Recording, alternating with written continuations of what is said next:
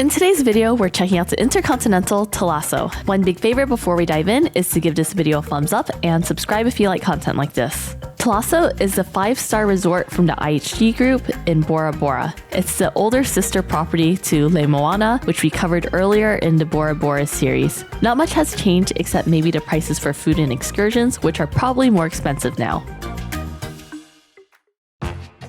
When we arrived at Thalasso, they greeted us with welcome drinks. During check-in, we had the option to buy breakfast at half off the retail price since we had IHG Platinum status at the time.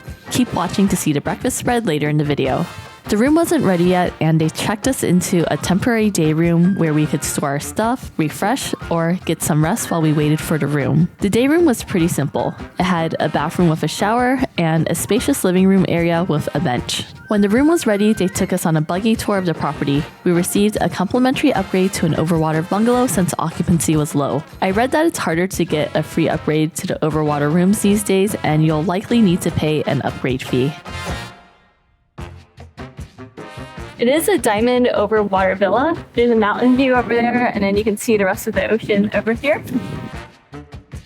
The porters did help us move our luggage here, so when you check in, they'll have a golf cart and they'll drive it over here and have it in your room. This is our welcome desk. So we booked this room using points because we have the IHG Premium Rewards card, which is the old card and not the new one, and we got uncapped anniversary nights. So since we're in 2-player mode, that means Seb has 1 night to use, I have 1 night to use, and then we booked the rest of the nights using points. I believe it's 70,000 points a night, and so we have 4 nights in this room.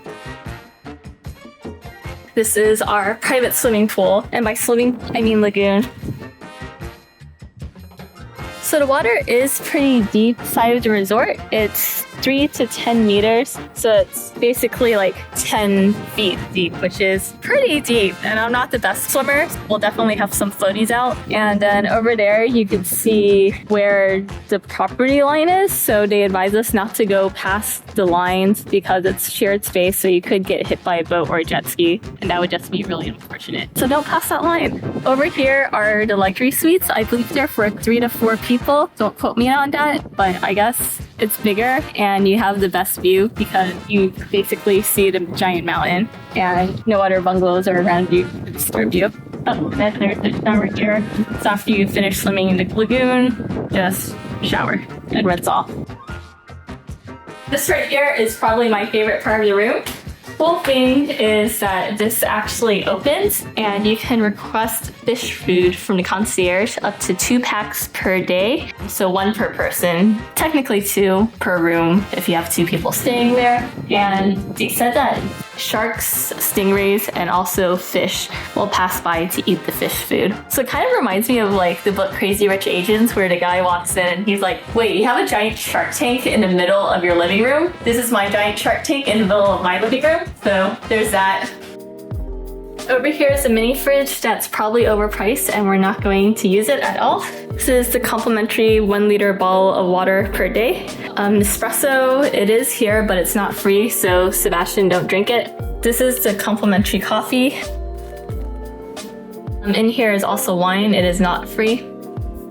And empty drawer.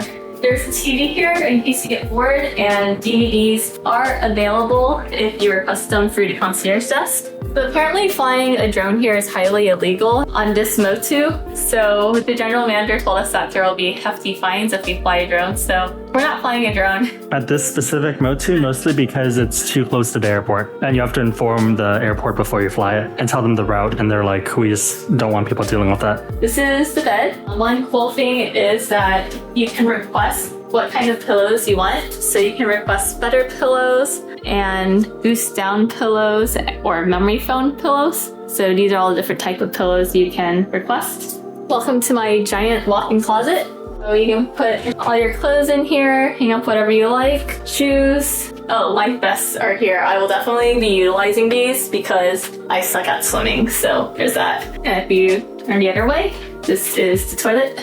And then this is the bathroom. We have 2 vanity sinks, a large bathtub. The bathtub also has a really nice view outside. And then here is the walk-in shower. with a waterfall head. Hair dryers here, and then of course all the toiletries that you can request. And let's see. Oh yeah, this room also leads to the bedroom. Then does this open? Oh, and then you can just go outside to the lagoon. So that concludes the tour of our Overwater Diamond Bungalow in Bora Bora. For breakfast, there was a large buffet spread of meats, cheeses, fruits, hot foods like eggs, hash browns, bacon, and Polynesian cuisine. There was also an omelet and egg station. This was definitely a better variety and quality compared to what was offered at Le Moana. Thalasso is a relatively spread out property, and you can call a buggy service to take you wherever you like. Starting off at the check-in reception area, there is a secret garden of love, which is a botanical garden on property. It's a nice relaxing stroll.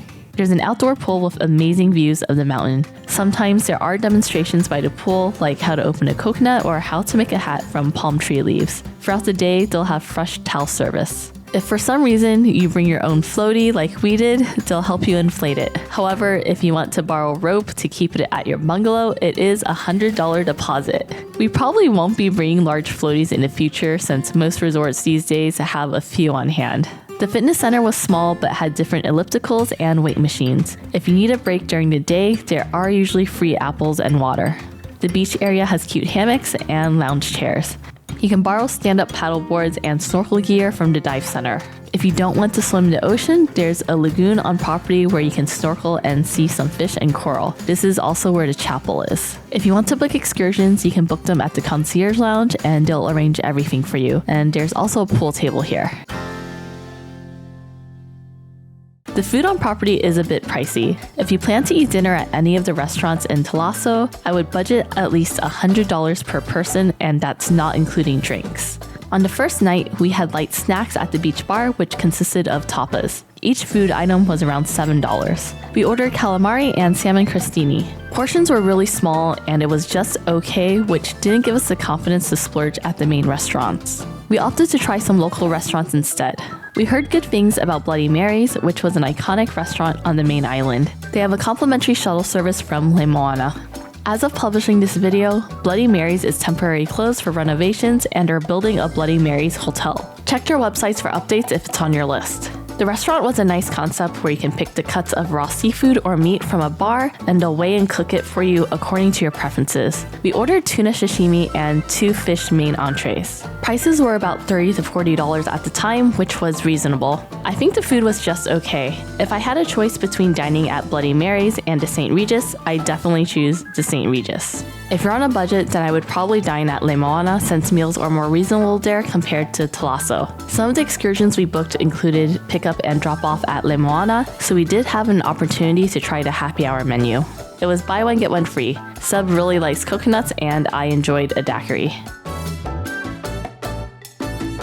For excursions, we booked a snorkeling trip to explore the lagoon and swim with reef sharks and stingrays. There's also the island jeep tour to learn about the history of Bora Bora. I'll cover these in depth in a future video.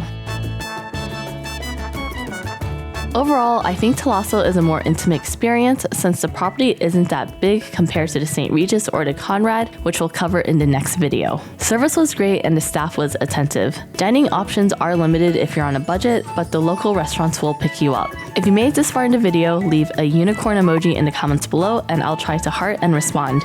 My question to you is, what are your thoughts on Thalasso and is it on your list to visit? Which resort in the Bora Bora series do you prefer? Let me and everyone else know down in the comments below. See you in the next one.